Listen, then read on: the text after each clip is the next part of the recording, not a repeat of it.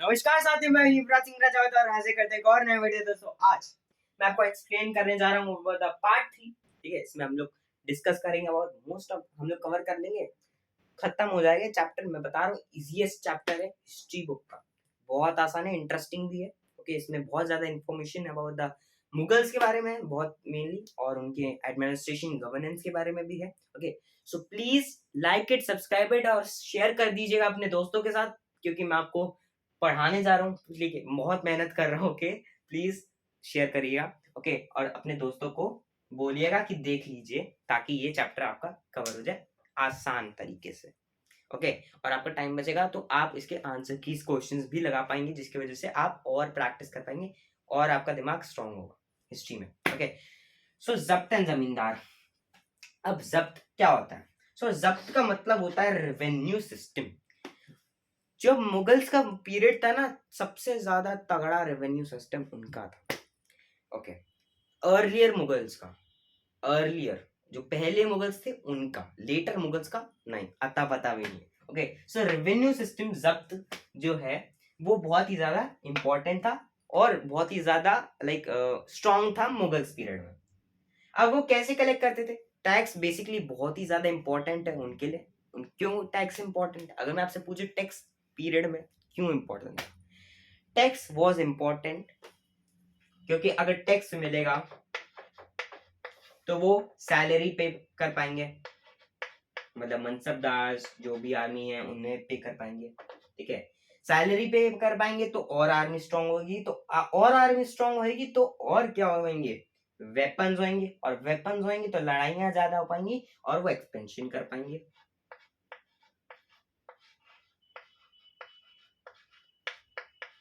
Expansion ज्यादा होगा तो क्या होगा? पावर ज्यादा आएगी। पावर तो आएगी आएगी, साथ में वेल्थ भी आएगी ज्यादा, वेल्थ भी आएगी ही साथ में।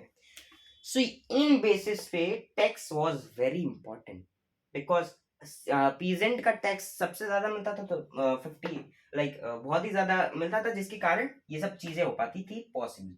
सैलरी मिलेगी किन कौन सबदार्स को मिलेगी, आर्मी सोल्जर्स को मिलेगी, जिसकी वजह से वो लाइक वो और आर्मी स्ट्रांग हुई। ठीक है, एक्सपेंशन हो पाएगा।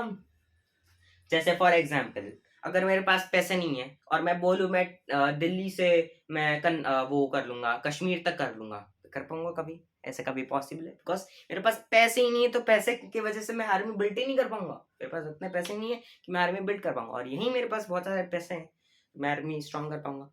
आर्मी स्ट्रांग कर पाऊंगा तो मैं दिल्ली से चाहे जहां तक कश्मीर तक करना है तो कश्मीर तक कैप्चर कर लूंगा, क्योंकि मेरे पास आर्मी ज्यादा है।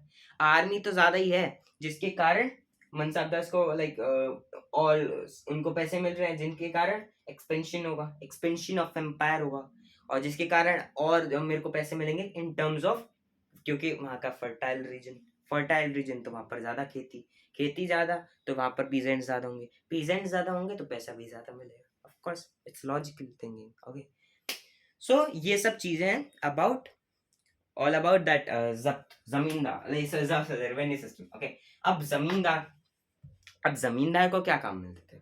ऑल अबाउट मनसबदास, और इनके बीच में कोई फर्क नहीं है, बट मनसबदास की ज्यादा like prestigious and important position होती है as compare to zamindar. Zamindar were the people like intermediaries थे in the Mughals region. Okay, and they were like used to collect the taxes, revenues from the peasants, and pay and like deposit it to the treasury of the empire.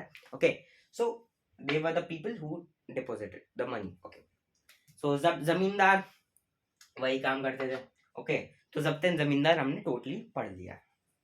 अब मैं आपको बताने जा रहा हूँ revenue minister of Akbar's court, Todarmal के बारे में। Todarmal, he is also known as one of the gems of Akbar's. Okay, 9 रत्नों में से उनका भी एक नाम है तोदरमाल जी, तोदरमाल भी कह सकते हो। ठीक है,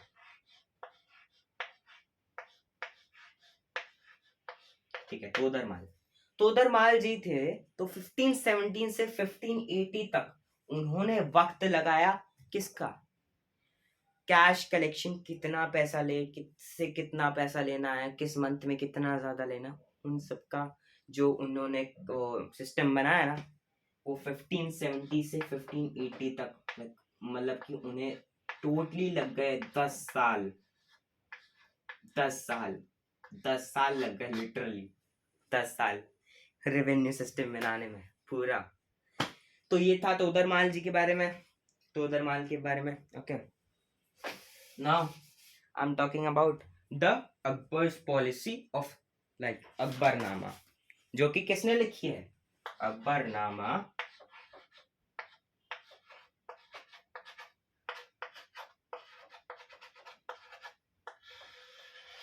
अकबरनामा किसने लिखी है? अबुल फजल ने।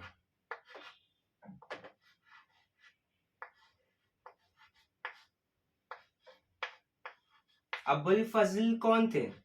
अबुल फजल थे जो अकबर के close friend, as well he was the courtier, one of the courtier of like Akbar's court. Okay, ना अकबरनामा जो है ना वो 3 वॉल्यूम्स में बटी हुई है। फर्स्ट वॉल्यूम,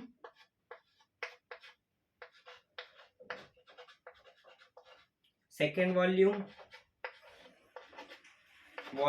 और थर्ड वॉल्यूम। ठीक है, अब थर्ड वॉल्यूम को हम लोग आइन ई अकबरी से भी नाम से जानते हैं। ठीक है, आइन ई अकबरी, एक मिनट, ये आइन ई अकबरी, एन ई अकबरी। नाउ जो थी फर्स्ट वॉल्यूम में बेसिकली हमें इंफॉर्मेशन मिलती है about the childhood and his ancestors, Akbar के एंसेस्टर्स और उनके like about his childhood, we get to know about his childhood and ancestors, उनकी इंफॉर्मेशन मिलती है first volume.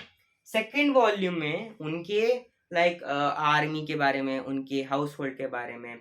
Okay, so all about the administration. In third volume we get to know about the total administration, सारी policies जो administration की में जरूरत होती हैं, गवर्नेंस कैसी थी, एडमिनिस्ट्रेशन कैसी थी, आर्मी कैसी थी, वो सब था Ain i Akbari, means the third volume of Akbarnama.